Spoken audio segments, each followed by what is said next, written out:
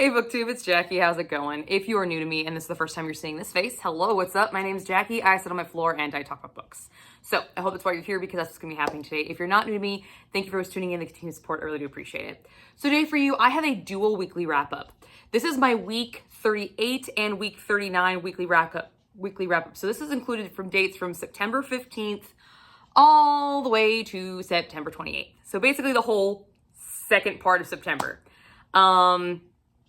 I know. I suck at life. It's cool. I'm doing it, though. Here I am. So, if you'd like to know what was consuming the last part of September for me, grab yourself a drink, have yourself a seat, and let's get talking some books. Okay, so let's start at the beginning. It's a good place to start, right? Good place to start. So, week 38, September 15th through September 21st, I completed a grand total of one book. Hence why I'm doing a double. And that was Tacit Amortuus by Amo Jones. I'm pretty sure I'm saying that thing wrong. I don't speak Latin, but I'm pretty sure I'm saying it wrong, just so we're aware. And I'm pretty sure it still means Whispers from the Dead. I think we confirmed that with the book. Pretty sure I did. It's been a minute. But we're going to talk about it anyway because I wanted to talk about it. So, let's just put that bad boy right there. Sorry, Coke Bear. You can get covered. Oh, do you see my little dude? This is one of my Lauren and I's first Halloween decorations together. Little baby feet and stuff. Anyway, sorry. Squirrel moment.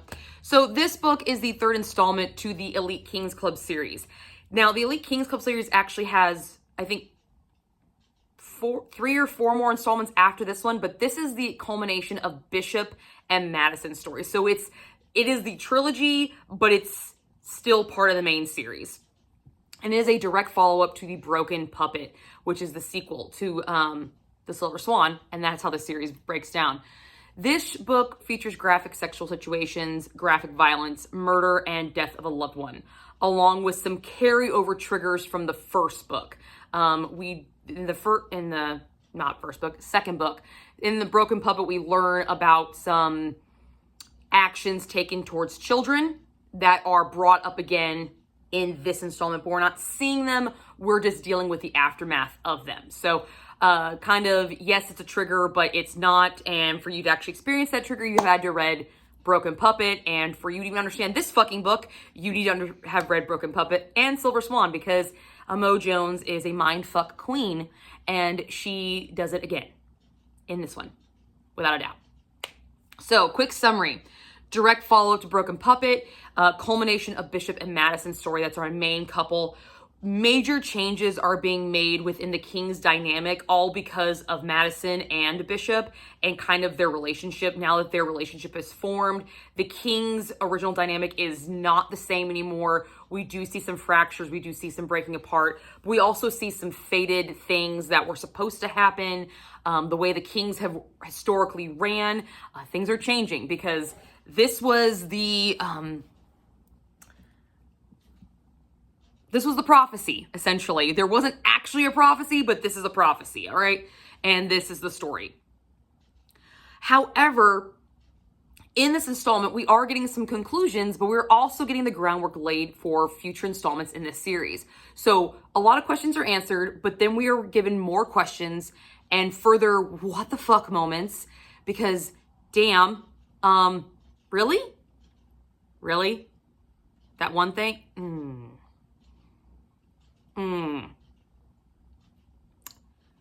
Yeah. And we also have a few new members that we definitely are going to be showing some focus on, aka Nate. Yeah. Nate. Oh, God. Now, unfortunately, after I read The Silver Swan, I needed a cigarette, I needed Jesus, and I needed therapy in that order. After The Broken Puppet, I think I still needed them. This one, I didn't really need it. Maybe still need therapy because I think Amo Jones is a fucking god. And I love the way that bitch writes. I just do. So maybe I need therapy because I'm insane. And I love the puzzle dynamic that she writes within. But not as punchy as the other two. So that was kind of a little bit of a letdown, especially since this is the culmination of this group's story. But at the same time, it's not the end of the series. So it's kind of up in the air if it's a good ending, because is it really over? Is it? It's a Mo Jones. That bitch is never over. Ever. All right? But what worked? The pacing in this story. I loved the way this one flowed. Mo Jones has this really crazy, unique writing style where she does this drop reveals. It's still there, but it's a lot more tame and kind of drawn back because a lot of the big reveals have already happened.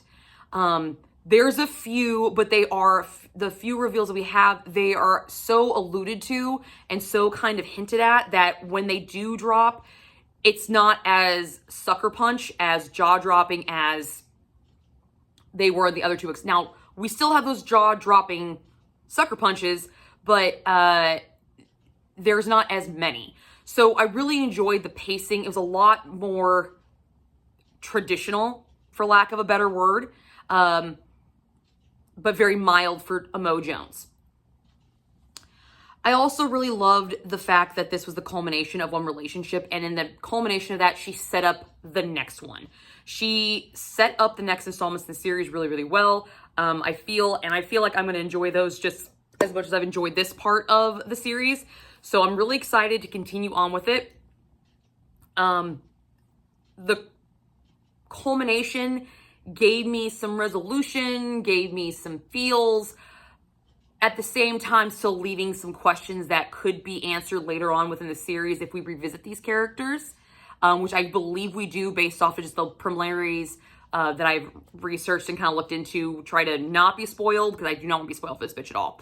I'm not, I can handle spoilers, but there are some people I'm just like, don't fucking spoil it for me, okay? I just fucking don't. This bitch is one of them. Okay.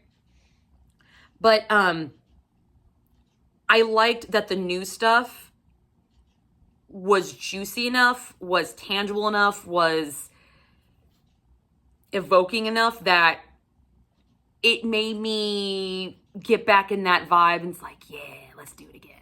Yeah, like I want to get back on this ride again. Even though we're not Bishop and Madison anymore. Like she still gave me that same Bishop and Madison quality, but it's somebody else. So I'm excited to see what happens with them. I loved how the flashbacks in this book explain the twists and the turns. There's a lot of twists and turns in this series because it is a crazy one. It is a dark, dark romance, and Mo Jones decides to give you a mind fuck. And the flashbacks just help cleared up all of that. And it was really nice to go back as much as we did. In Broken Puppet, we did go back, but it was so splotchy and, you know, just little hints here and there that you couldn't really put the pieces together, and you weren't supposed to because you're putting them together here. And I really enjoyed how all those flashback moments got more fleshed out in this one, and then we were able to put it all together and have a nice, really pretty picture, but realizing that we only have a small piece of this puzzle. So we've got like this corner portion done. But the rest of the stuff is still scattered all over God's green creation. And we're trying to figure it out. All right. I enjoyed that. And the sex scenes in this book were off the fucking chain. Damn. Holy shit. Broken Puppet pissed me off. All right. Like, don't get me wrong. Sex scenes were hot, but these had emotion behind them. They had the sex appeal. They had the carnality.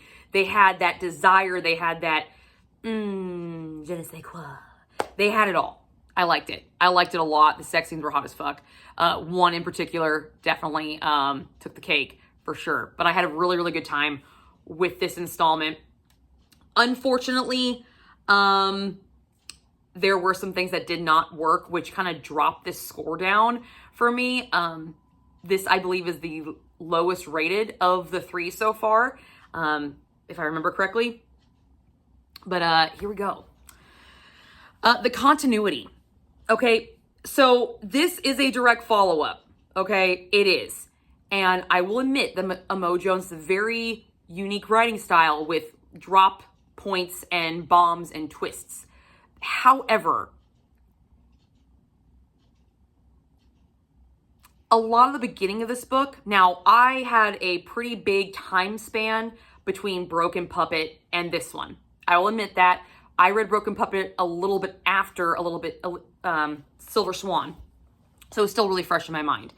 I did not go back and read Silver Swan. I did not go back and read Broken Puppet. But there were times in the beginning of this book that I really felt I needed to. Because the continuity just wasn't enough to carry it over. And with direct sequels, that's something that I look for. Direct follow-ups is something I look for. Because I don't want to feel lost. And normally, if I feel lost and the author can pull me out of it and kind of give me an explanation as to why, I'm usually fine with it. In this one, I wasn't really given an explanation of why. Which tells me that the ending, as powerful it was then, did not have the staying power to last the time span with me. Because I definitely had to sit there and think and be like, what the fuck are they talking about? Really? What are they talking about? And then as the story progressed, it started to all kind of come back to me. But it wasn't right off the cuff. So maybe that's just me. But I didn't get a lot of reminding of some of the things that I needed to know. For sure. It was just more of like, hey, the book has stopped and here's where the new one starts. You should have just read it. You should have just continued reading it kind of feel versus a whole separate book. It felt like just she took one book and split into two is what she did. So the continuity just wasn't there for me in this installment.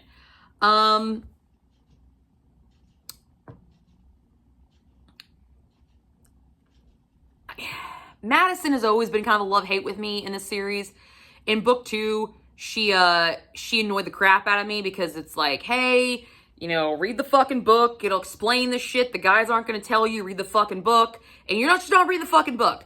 In this installment, she gets hurt by petty, stupid things. And Bishop just,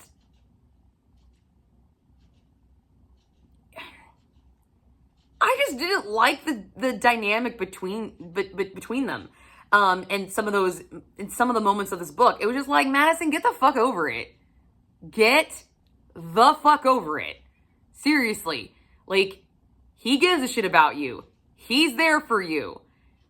No, he's not perfect, but you knew that fucking going in. If you think you can change him, you're the fucking moron. Like, get over yourself. It was just kind of dumb in certain parts for me. Some of their interactions and like her attitudes of when she got hurt or why her feelings got hurt and stuff. I'm just like, really lame. Need something cooler. That was a little bit of a letdown, but it did eventually, I did eventually get over that part.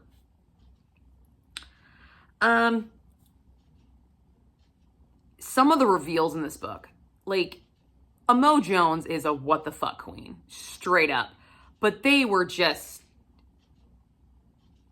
are these shock value? Because they're not that shocking. Like, I feel like some of the stuff in this book was thrown in there just to be shock value, and there was really no purpose for it. There wasn't.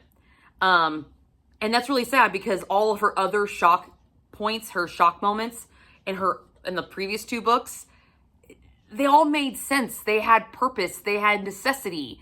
Some of these are just like, what am I supposed to do with this? Are you trying to make me feel cringe? Or are you trying to make me feel fucking weird? Like, I don't really give a fuck because I don't know exactly what I'm supposed to be feeling because this serves no fucking purpose. It's not progressing the story. It really just feels shock value-y at this point. So I didn't really appreciate those. However, her sex scenes were dope. Don't get me wrong. They were dope. I did not like her transitions. I do not like having to stop a sex scene and figure out what the fuck is going on. And I had to do it. And I didn't like it. It's a huge pet peeve of mine. Fucking annoying as shit. I do not like it. If you're going to transition to different scenarios, different fucking people, You give me a clear-cut fucking transition, because if you're banging her on a wall and then the next sentence, she's over on the bed, when did she get from the wall to the bed? What fucking happened? Because a lot of shit can happen. And if nothing happened, then at least say you picked her up and put her to the fuck. Like, seriously, dude. Like, that's annoying as fuck. It's annoying. It's annoying. I don't like it. I like my transitions. Give me the whole fucking story. Don't just give me A and B. I want A transitioning into B. I want the swoops. I want the caresses. I want the crawls. I want the begging. I want all that shit. I don't want this and this. If I want that, I'll just watch porn, because then I can just fast forward it. Because who gives a shit about the time dynamics? Like, I do. I give a shit about that crap. It's rude. I don't like it. I don't like it at all when it does that. There we go. Sorry, my laptop's being dumb. All right, so speaking of sex scenes, spice rating. I did give this 4 chili peppers, however. There is a shower scene in this. Oh my God. Oh my God, yes. There are some 3 little words that get said, and that just explodes. And that scene just, That's a rereadable scene right there, guys.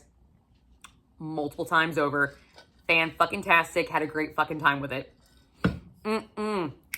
4 chili peppers all the way.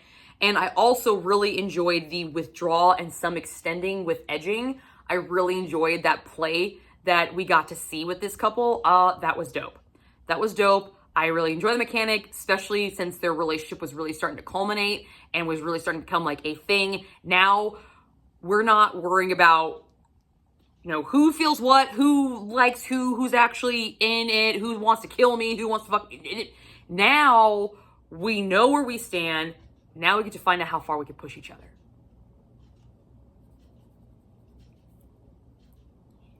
That's dope. I love that. That was a good fucking time.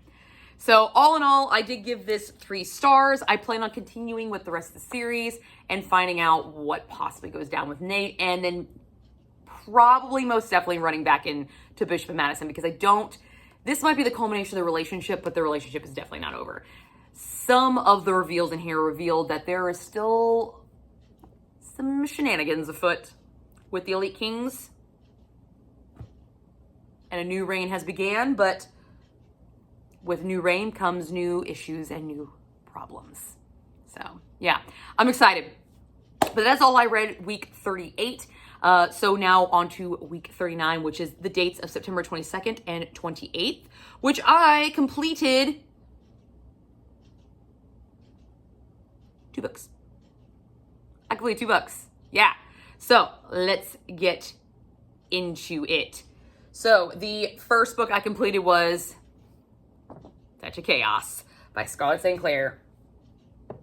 5 stars, baby. 5 stars all the way. The ending conclusion to the Hades and Persephone's series. The 4th installment to the Touch of Darkness series and the 4th installment to the Hades saga, giving it the 7th book of the whole Hades and Persephone saga. I love this. This thing was awesome. A few little stats about it. This is a Hades and Persephone retelling. Obviously, we have adult graphic situations, murder, death of a loved one, and a whole bunch of fucking shit, world-ending, apocalyptic kind of stuff. We have trickery, we have sabotage, just all of this stuff. We have death of gods.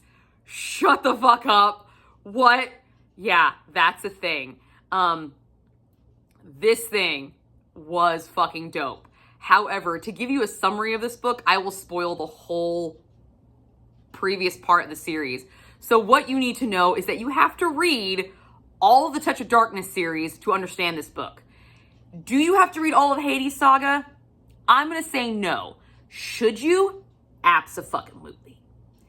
Abso-fucking-lutely. Especially Game of Gods, because where Hades picks up, Game of Gods is where you kind of find out his mindset. So his mindset at the beginning of this book is explained in Game of Gods. It's not so much explained in A Touch of Malice, because that is Persephone's perspective. So she doesn't have Hades' perspective to know kind of where his mindset is. So do you have to read the Hades saga? No. Should you, so you get both POVs? Absolutely, because this installment does combine both POVs. Now, I have talked about almost all of these books on this channel, and so I'm asking you guys if you would like to see a full series review where I do nothing but a whole video but talk about and gush about this fucking series, because it's done.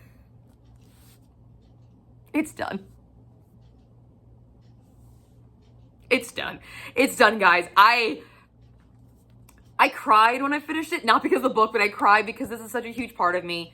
This is such a huge part of me. But for me to really do it justice, talk about what works, what doesn't work, I'm gonna spoil the whole series, and I just don't want to do that. But know that I have had such a blast with this series. This has been one of my favorite series to read, and I am so happy that it's concluded, because it was an ending fit for this series. Series endings are hard, and this one nailed it. It fucking nailed it. And I'm super excited, because here's the last paragraph of the author's note to us. There are many more, but I think I'll stop there. For those of you who are sad that the saga is over, I am a firm believer that all good things come to an end. But don't worry, I'll be back with Aphrodite and Hephaestus. So it's done, but I don't have to say goodbye. This was perfect. This series was amazing. It was a roller coaster. Please let me know if you'd like to see an entire series gush video about this series, because this is something you don't want to miss. Unfortunately, you do have to read the entire series to understand any of it. But know that this ending gives you everything and more. And the world, oh, it burns. It burns so hot.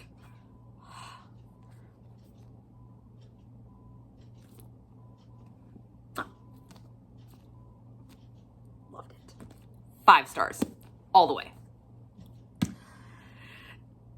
The next book I completed in week 39 was, of course, my Black Hat Book Coven book of the month, which was The Cottage Around the Corner by D.L. Soria, I think is how you pronounce it. And I gave this 3.5 stars. As I said, this is the Black Hat Book Coven. If you're not familiar with the Black Hat Book Coven is, that is my online book club with some of my girlfriends here on YouTube. Becky from BeckX Reads, Kristen from Kristen Crave Books, and Laura from Book Circus. And we actually did a live show on this book. I'll link it here for you guys, so you can go check it out if you'd like, so you can see all their opinions and views on it. We kind of go off the chain sometimes. I mean, we do. We're witchy girls. What can I say? We like to chit chat, we like to bitch, and we like to rip on each other. They like to rip on me, mostly. I'm not bitter about it at all.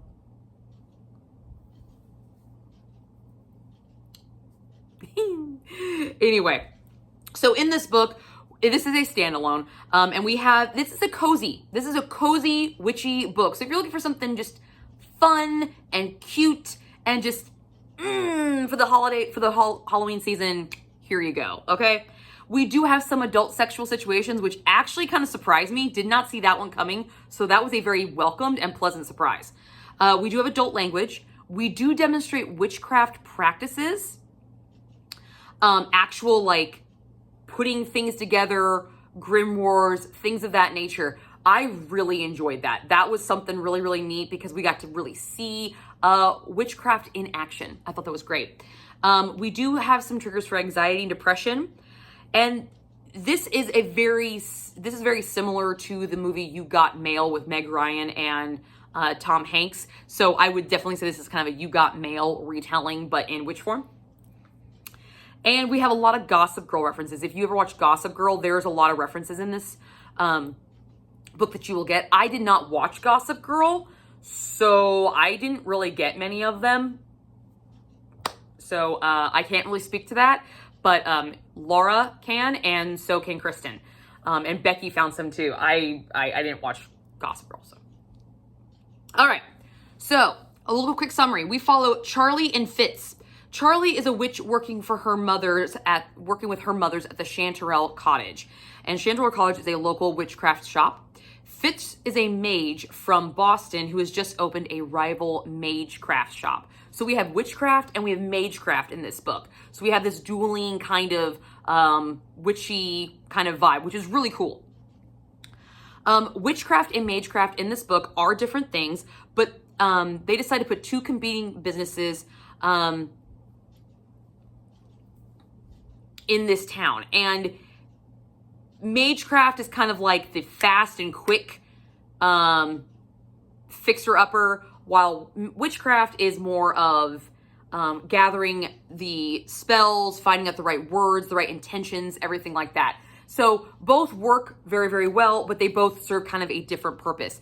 And they fear that having two magical shops will put one of them out of business, specifically the Chanterelle Cottage, because it's already on watch for going out of business. The town is attacked by wild magic, just appears out of nowhere, and the mayor basically puts the witch and the magecraft, poses them against each other and says the person who can figure it out gets this money. And it happens multiple times over. And eventually one major crazy witchcraft element happens that they actually have to work together to really fix the town. And so as they're working together, they learn a few things about each other. They learn that they are stronger together than they are apart, even though their witchcraft and magecraft is different. So what worked in this for me? The magic system. We get to see real earth magic used, drawing energy from nature, learning how to put the runes together, what kind of runes to write, the intentions used. Really enjoyed that. We saw grimoires being used. We saw crystals. We also got to see some spell casting with mirror scrying, which was a dope scene. Really enjoyed that. The You Got Mail references I thought were fun. I got them, especially when they actually made fun of the film. They actually referenced the film itself and kind of did a fourth wall break, acknowledging like, hey, this is kind of what we're going through right now. This is just like that film, kind of like fourth wall moment. Really enjoyed that. That was a fun thing. It made it much more tolerable if you are not a fan of that movie. It kind of gives you something to, have some fun with and still enjoy the story. I love Charlie. I loved her. She's a snarky bitch. I liked it. I liked her banter. I liked her personality. We were kind of divided, me and the girls, but I really enjoyed her. She was very relatable to me because the way she spoke to Fitz, and the way they kind of spoke to each other was just kind of how me and my husband talk to each other. We like give each other shit, and we know that we love each other, just like the way I give my girls. They give me shit, but I know they love me. So I related Charlie quite well. I enjoyed her as a character for sure. There were some things that didn't work in this story, and one of them was that this really fits his POV. This is all kind of a third person omniscient, or no, I think it's all from Charlie's perspective. I can't remember off the top of my head, but we do not get his point of view by himself. And it would have made his character a lot more relatable and understandable. For a lot of times, I liked Fitz. Don't get me wrong. I liked him, but he was kind of flat sometimes. And that's because we didn't have that internal monologue dimension for him. So some of the areas were just kind of like, huh? That's how you react? All right. Well, that's kind of... Really? His point of view was definitely needed. Something that Laura brought up in our chit chat was the pacing of this novel and how the buildup was kind of off. And she's not wrong. I do agree with that after finishing the book, because I had not finished the book prior to that meeting. I had like 10 minutes left of the audiobook because I did listen to this on audio, and the audiobook was fine. It's nothing to write home about, but it was decent. there were times where the buildup was really, really good. And then the times where you feel like the buildup should have been there, it really wasn't. And they were like the ending, just kind of cool. All right. Well, that was smooth. You know, it needed another look at that pacing and kind of how it was flowing. Some emphasis areas needed to be hit harder and other areas need to be backed off a little bit more. The twists totally were able to figure out. Like, that was nothing. The big whodunit kind of thing, because this is also kind of like a cozy mystery. Yeah, that was easily figured out. That was not a shocker. That was not a surprise at all. At all. And that was a little disheartening because it was figured out really, really early. Really early. They gave a big key piece of evidence and then something happened. And you're like, really? You just gave this away, but you're not going to actually tell me to the end of the book. Thanks. Appreciate that. That was annoying. There was, there's some LGBTQ representation in this book. Absolutely no problem with that. Rock on. However, there is a scene where we have Charlie talking to Fitz. And she mentions an ex-girlfriend. Okay, she mentions an ex-girlfriend. And then it goes into this rant that she's bisexual, trying to convince him oh, I'm actually bisexual, but I'm not actually into you sort of thing. It felt so fucking forced. If they would have had Fitz say something in response to the girlfriend, saying, oh, I didn't know that you were a lesbian. And then she'd say, oh no, I'm actually bisexual. Would have made so much more sense. It would have flowed better, would have been more natural. But the way they had her do it, and this is where Fitz's POV would have helped, because we didn't have his POV. We had no idea what was going on in his head. All we had was this blank expression of nothingness, that she immediately jumped to conclusions that he's judging. It was a lot of assumption on his behalf, which made it look like she was forcing shit out, and I didn't like that. Because we already had LGBTQ representation with her mothers. They are a lesbian couple, who, by the way, is another reason why this book didn't work, is because I like their relationship better than I like Charlie and Fitz's. When you like a side couple's relationship, and you want more of their story than you do the actual main couple, there's a problem. That's a huge problem. I'd really love a prequel of this book for their story, though. That would be dope as fuck. I would totally read that. Absolutely. That story had heart, it had emotion, it had quirk, it had fun, and you got to see them interact. You got to see them interact before, later on. It was cute. They were cute because we had both of their perspectives. The main thing is we did not have both perspectives of our characters, and this book sorely needed it. Sorely needed it. Now, we do have a spice rating because I was not expecting to have a sex scene in this. That was a welcomed surprise. So that actually gave this the extra half point on its rating that this book got from me. We do have one sex scene. It's some graphic language, a lot of physical flirtation described. So if you're really into that kind of physical description, but mentally in your head, but not actually followed through, if you're into that kind of playful friendship level physical flirtation, here you go. Here you go.